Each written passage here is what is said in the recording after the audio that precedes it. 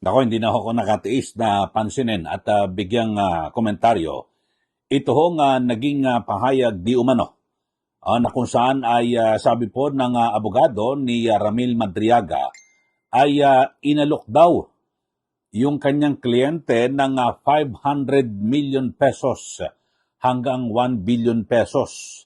Ito ay kapalit ng wag daw po siyang magsasalita at wag titestigo laban po kay BP Sara Duterte kaugnay ng impeachment case laban po sa Vice Presidente. So alam niyo ho, sa tagal ko na rin hong nagko-cover bilang reporter at bilang anchor, ay wala pa ho akong nakaka-encounter na kapag may nag-alok po ng sinasabing di o manoy suhol, meron pang range na 500 million to 1 billion. Siyempre, kung mag-aalok ka, naka-fix na po yung kung magkano. Alam nga naman kung meron ho na pagpipilian ka, 500 to 100, 500 million to 1 billion, siyempre pipiliin mo kagad 1 billion. Nakakagulat ho ito at nakakainis. At para siguro ginagawa hong tanga o bobo yung publiko, mga kababayan. Kayo ho, halimbawa, may mag-offer sa inyo na kahit sa sweldo lang, halimbawa, mamasukan ka, ang offer sa iyo ay ganito. Siyempre, diretso na. Magkano ba isang buwan mo? 20,000. Alam nga naman sabi, ang buwanan mo ay 20,000 to 50,000. Ano gusto mo? Siyempre, pipiliin mo 50,000. Parang dito ho, mga kababayan, sa sinasabing suhol, ay 500 million pesos hanggang 1 billion. Siyempre, kung totoo itong suhulan, dapat nakafix na 500 million ba o 1 billion? Yun lang ho, mga kababayan. Ito talagang kwentong kutsero ito, mga kababayan. At maliwanag ho na, ewan ko lang ho, itong abogado ho, no? Yung si Attorney Raymond Palad, sinasabi ho niya, dapat siya ho mismo nag-isip. Halimbawa, may ganyang kwento. Hindi ho ba ito nakakapag-isip at bakit gagawin pa natin may 500 million? Idiretso na natin, 1 billion. Huwag ka na magbibigay ng range na kung saan pwedeng pagpilian 500 million to 1 billion. Ano ibig sabihin? Sige, lang, 800 million. Pwede bang gano'n na may tawaran? Siyempre, isasagad mo na yan kung gusto mo na magpasuhol. Di ba? So, napaka-imposible ho nito, mga kababayan. Kaya't lalo't pat ito hong si Madriaga ay kasalukuyan nakadetine po, no? Diyan po sa Metro Manila District Jail Annex sa Camp Bagong Diwa. At siya po ay matapos na maaresto noong July 2023 ng PNP Anti-Kidnapping Group. So, ito ho, mga kababayan, at ayon po sa pulisya ay inugnay siya sa Kidnap for Ransom Group at kabilang umano noon na sa top 5 most wanted persons ng anti-kidnapping group. So, pusakal po ito na di umano'y kidnapper. So, ang kanyang kinakaharap, wala pong ito ho'y walang piyansa po ito, mga kababayan. So, hindi rin ito yung unang pagkakataon na nasangkot si Madriaga sa kidnapping case. At noong 1997, hinatulan din siya ng Pasig Regional Trial Court ng death penalty sa kidnapping ng negosyanteng si Vicente Uy. Gayunman, pinawalang sala siya ng Korte Suprema noong 2003 matapos sabihin ng High Court na kulang ang ebidensya at hindi kapani-paniwala ang testimonya ng nag-iisang witness. So may mga aligasyon ho pala ito, tapos naulit na naman ito ay 2023 na huli po siya. Kaya marami hong tanong dito sa ating mga kababayan at lalo na ho yung mga netizen at ang publiko, marami nagtatanong. Ako nagtatanong din ho ako rito, mga kababayan na kung saan ay talaga ho bang kapani-paniwala na itong alok na suhol? Kasi bakit may 500 million to 1 billion? Ba't hindi na lang 1 billion?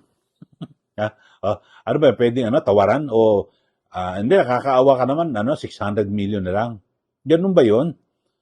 So dito ho at pero bagamat sinasabi ho nitong si Attorney Palad na kanyang paninindigan na totoo raw yung kwento at hindi imbento ang sinasabi ng kanyang kliyente.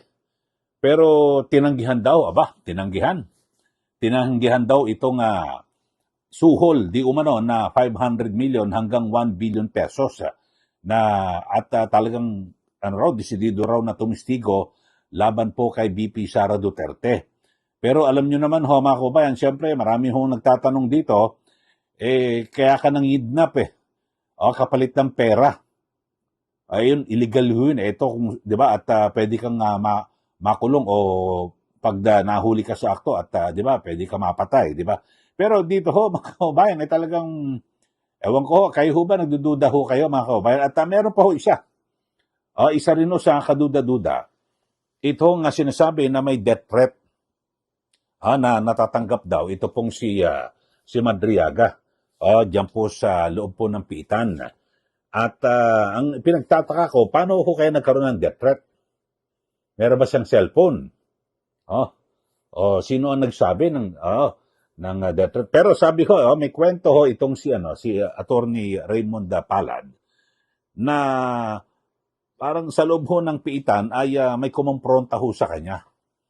Na kung saan isang malaking lalaki raw, tapos dinuruduro raw siya, dinut-dot-dot ng daliri, at itinulak, tapos may tangkang bubunutin, mga kabayan. So, alam niyo ho, ako minsan nag-cover na rin ako mismo sa loob po ng mga bilangguan, may mga napatay ko naman. Alam niyo ho, yung mga ganyang insidente, wala hong banta-banta ho dyan. Basta't may ipaliligpit, bibiglain ka, talagang gigripuhan ka, di ba? Yung mga salitang talagang sasaksakin ka na lang bigla. Wala na hong mga threat na yan. So, napaka-imposible rin ho ito, mga kabayan, no? At nakusan, bakit may mga death threat ho?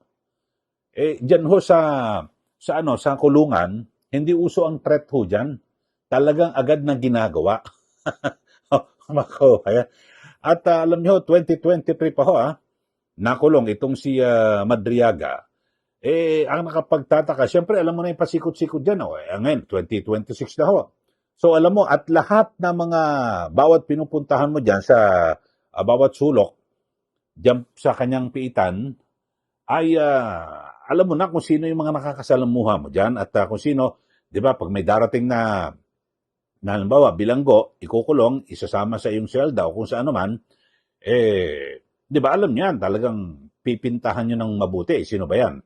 Pero ayon nga mismo sa kanyang abogado, si Attorney Raymond Palad, dinut-dut-dut daw itong si Madriaga at may tangkang bubunutin sa likod.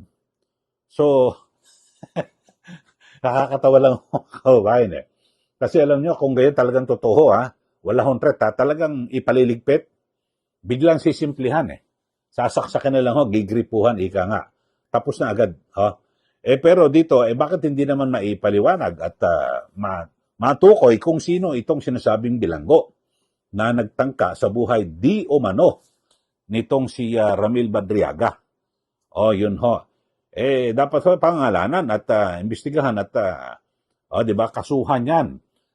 Kasi at kung tutuusin din ho mga kababayan, halimbawa kung meron mang mangyari dito po kay Madriaga, ibig sabihin ho niyan, palpak ho ang BJMP, Bureau of Jail and Management and Penology. Sila po ang may saklaw ho rito sa pangangasiwa ng kulungan. Di ba dapat sinigpitan po nila ang seguridad lahat po at wala po mga patalim o nakakahawak ng yung mga ibang bilanggo. Di ba? Ito ba isisisi kay VP Duterte? Ako ba yan? Nakakatawa lang ho itong mga kwentong ito ako sa akin pananaw lang naman ho ito, parang kwentong kutsero at mahirap paniwalaan. Siguro dapat ayusin nyo naman yung script. Diyos ko pong buhay ito. Biruin mo sa alok na suhol di umano para magtumistigo sa impeachment laban kay VP Sara, naglagay ka pa ng 500 million to 1 billion. Naku, hindi pa ka pa paniwala. Dapat ginawa mo na, tinodo mo na 1 billion. Tapos ang kwento, di ba? So, hindi ka na paghihinalaan doon. Ayusin niyo yung script. Tapos, dito naman, meron daw po nagtangka sa buhay nitong si Ramil Madriaga at parang kapwa bilanggo, dinuro-duro raw, no? At parang dinutusok-tusok. Tapos, 'di ba? Tapos biglang may tatangkang pagdukot. Dudukotin sa likod. Ibig sabihin, siguro panaksak ka naman. Napaka-imposible kong gawin yan. Kasi, di ba? Parang, kahit sa pelikula ho, hindi ito papasa eh. Yung mga ganyang script na yan eh. Di po ba? Kasi kapag talagang papatayin, pagpaplanuhan, tapos sisimplihan. Di ba may mga napanood ko kayo sa pelikula na talagang ipaligpit na yan. So, sisimplihan, gigripuhan, patay. O, di po ba? So, dapat gano'n naman, sinunod nyo malang yung mga script na yan sa mga pelikula. Di po ba? At nangyayari din ho yan sa tunay na buhay. Magugulat ho tayo, may napatay ho na bilanggo, may pinatay, at minsan hindi pa ho maalaman kung sino ang pumatay. Pero dito ho, sa lugar na yan, na sinasabi ho ni, ni Atty. Palad sa kanyang kliyente, kasi meron pong affidavit, ay wala bang CCTV dyan? Sige, ilabas ka ng BJMP. Kung totoo na merong gano'n na komprontasyon na di umano ay dinuro-duro at dinut-dot ng daliri, tapos biglang bubunutan daw di umano ng hindi naman masabi kung anong parang tangkang bubunot sa likuran. So ipakita nyo ho yung CCTV at magkakaalaman kasi sigurado ho yan, meron ho yan dahil sa bawat galaw po ng mga bilanggo tinitingnan ho yan ng BJMP kasi hindi naman po pwedeng may bawat selda merong gwardiya roon. May mga CCTV na ho yan at nakikita yung kilos ng mga ng mga bilanggo. O yun ho. So siguro ilabas ho ang CCTV at magkaalaman. Kayo ho mga kababayan, ano bang masabi nyo rito sa kwentong ito? Na kung saan 500 million to 1 billion pesos na suhol di umano para wag tumistigo itong si Ramil Madriaga laban po kay VP Sara Duterte sa kinakarap niya impeachment at yung sinasabing death threat. Parang yan yung mga tatawag muna. Parang yung mga death yung mga may mga kunwari mga bomb threat, mga kung ano-ano. Parang ganun ang sabihin. Kasi kung pabobob talagang pasasabugin, wala nang threat sabog ka agad. Parang ganyan din sa bilanggo na kapag ipaligpit mo na yan, patay ka agad yan. Hindi po ba? So, wala nang mga threat na pagbabantaan. Yun ho, talaga naman gumagawa pa ng mga eksena tapos pinaimbestigan daw sa NBI. Sige nga sa NBI, ilabas nyo nga yung resulta ng investigasyon at pati rin ho yung CCTV footage kung ano ang nangyari. Ipakita kasi mahirap kung sabi-sabi lang ho Kasi lumilitaw ho rito na parang talagang gusto hong na ibintang ho kay VP Sara Duterte ito hong yung mga sinasabing death threat.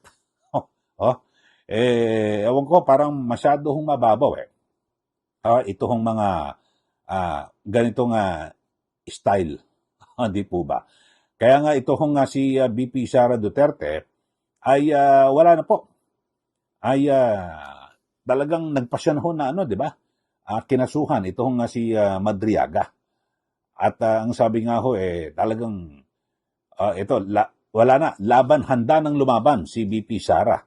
At actually, sa katunayan mga kababayan, personal po siyang nagtungo sa tanggapan po ng city prosecutor diyan po sa Taguig. At yun, yung para po sa sinumpaang salaysay o affidavit ni Madriaga na naglalaman umano ng mga aligasyon laban kay VP Sara Duterte, yun, nagkaso ho ng perjury o pagsisinungaling. Ito hong si Madriaga at kung saan yung mga binabanggit siya laban po sa Vice Presidente. So, yun ho at siguro pinakamainam ho mga kababayan na talagang maglabasa na ho ng ebidensya. Di po ba? Hindi yung kung ano-ano mga katang isip. Kayo ho ba sa mga sa mga pagkakaalam nyo ho, sino ba may nagkakaalam na pag may nanuhuli, parang may range? Sige nga, magbigay ho kayo ng ng mga pahayag kung may mga gano'n na nag-aalok. Dapat 'di ba diretsahan, fix po yung yung alok. 500 million, 500 million, 1 billion, 1 billion. Dapat ho ganon. Di po ba? So, yun ho, at di ba kung ano ng mga death threats na yan, dagdagan nyo ng proteksyon itong si Madriaga. Kasi, kung sa totoo lang ho, mga kababayan, ay talagang, dapat ho, talagang lahat po ng mga bilanggo, no? Binibigyan po ng talagang sapat ho na seguridad, no? Pero kung yung mga threat na ganyan, ewan ko lang ho, mga kababayan, parang mahirap po paniwalaan, no? Ito hong mga binabanggit na ito, no? So, kayo ho, sige, magbigay na po kayo ng comment dito po sa ating issue na pinag-uusapan. Dalawa ho, Una, ngayon lang ho ako nakarinig na may alok daw 500 million to 1 billion. Siyempre, 1 billion na pipiliin mo. Bakit na ganun ka pa? Dapat isa lang ho ang presyo. Tapos, pangalawa, mayroon daw death threat. Alam ko sa bilangguan, wala hong threat ho dyan. Talagang kung totoo ho, kung totoong ipaliligpit ka, todas ka kagad. Hindi ka na aambaan na, hindi ka na dudut-dutin na gano'n, duduruin tapos aambaan ka. Hindi na, wala na ho yun. Ano yung away sa labas? Away sa labas, kung ano man, nagkainitan kayo, wala po. Sige, magbigay na po kayo ng comment dito po sa ating channel at ayun nga po pinag-uusapan natin. Kakaibang kwento nito at sana ayusin po. Sa akin pa mukhang hindi po ayos ang script. Sige po, magbigay na po kayo ng comment sa mga bago lang po sa ating channel. Mag-subscribe na po kayo at huwag niyo pong kalimutan na i-like at i-share. Sundan niyo rin po yung aking Facebook account, Eli Saludar. Maraming salamat po. Muli, ito po si Ka Eli. Magandang araw po sa ating lahat.